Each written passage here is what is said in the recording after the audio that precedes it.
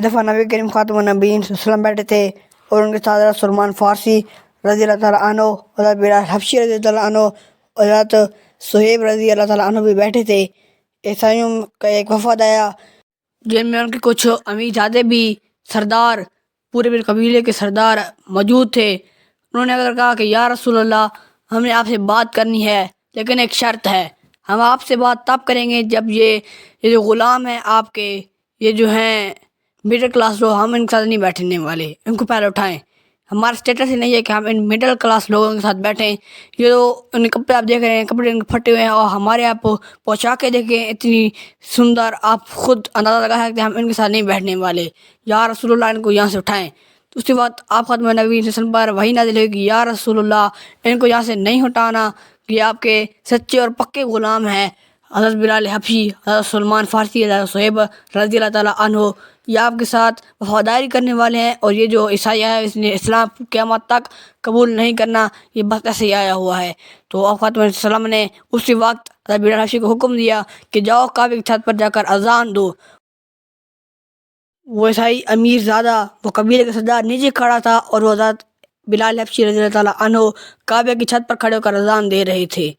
جب حضرت ابوبکر صدیق رضی اللہ تعالیٰ عنہ کے وصال کا وقت قریب آیا تو آپ رضی اللہ تعالیٰ عنہ نے حضرت علی رضی اللہ تعالیٰ عنہ سے فرمایا کہ مجھے آپ خاتم النبیین صلی اللہ علیہ وسلم کے روضہ مبارک میں دفن کرنا ہے، اور آپ خاتم النبیین صلی اللہ علیہ وسلم کے پہلو میں دفن کرنا ہے، اور مجھے روضہ مبارک کے سامنے رکھ کر اجازت لینا کہ یا رسول اللہ، آپ کا غلام آیا ہے، اگر اجازت ملے تو مجھے اندر دفن کر دینا آپ خاتم النبیین صلی اللہ علیہ وسلم کے پہلو میں، اگر اجازت نہ ملے تو بعد مجھے مسلمانوں کے عام قبرستان جنت البقیع میں دفن کر دینا۔ ویسے ہی جب ابوبکر صدیق کا وصال ہوا، حضرت علی اور باقی صحابہ ان کی مسجد کو لے کر گئے، روضہ مبارک کے سامنے رکھا اور کہا یا رسول اللہ، آپ کا غلام آیا ہے۔ کچھ لکھتے ہیں کہ دروازہ کھل گیا، اور کچھ لکھتے ہیں کہ آواز آئی کہ میرے یار کو میرے ساتھ ملا دو۔ آپ رضی اللہ عنہ نے ابوبکر صدیق کی قبر حضرت محمد رسول اللہ خاتم النبی صلی اللہ علیہ وسلم کے پہلو میں بنائی، وہاں پر ان کو دفن کر دیا، اور حضرت علی وہاں پر بیٹھ کر رونے لگے۔ تو باقی صاحب نے کہا کہ مولا کائنات، آپ اتنا کیوں رو رہے ہیں، آپ پہلے اتنا کبھی بھی نہیں روئے۔ تو حضرت علی رضی اللہ عنہ فرمانے لگے، جیسے ابوبکر صدیق کو نیچے قبر میں اتارا اور میں نے دیکھا کہ آپ خاتم النبی صلی اللہ علیہ وسلم خود آئے اور ان سے گلے مل رہے ہیں۔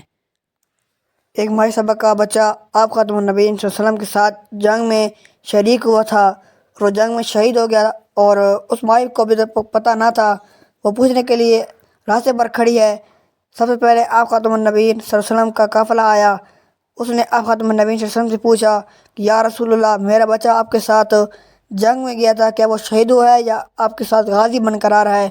تو آپ خاتم النبیین صلی اللہ علیہ وسلم کو پتہ تھا کہ وہ شہید ہو چکا ہے۔ آپ خاتم النبیین صلی اللہ علیہ وسلم نے فرمایا کہ پیچھے حضرت عمر کا قافلہ آ رہا ہے، ان سے پوچھ لیجیے گا، ہو سکتا ہے ان کی قافلے میں ہو۔ تو مائی سبق کھڑی رہی۔ تھوڑی دیر بعد عمر فاروق کا قافلہ آیا۔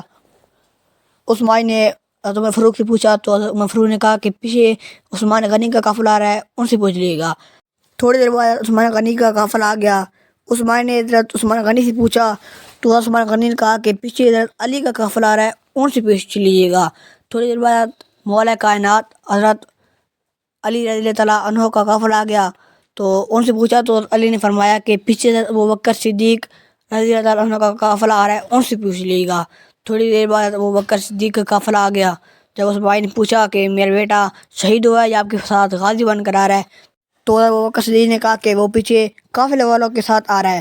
اس کے بعد اللہ تعالیٰ نے جبریل امین کو حکم دیا کہ جا جبریل امین، اس کے مائی کے بیٹے کے اندر روح ڈال دے اور اسے قافلے والوں کے ساتھ شامل کر دے، کہیں میرے یار کا صدیق جھوٹا نہ ہو۔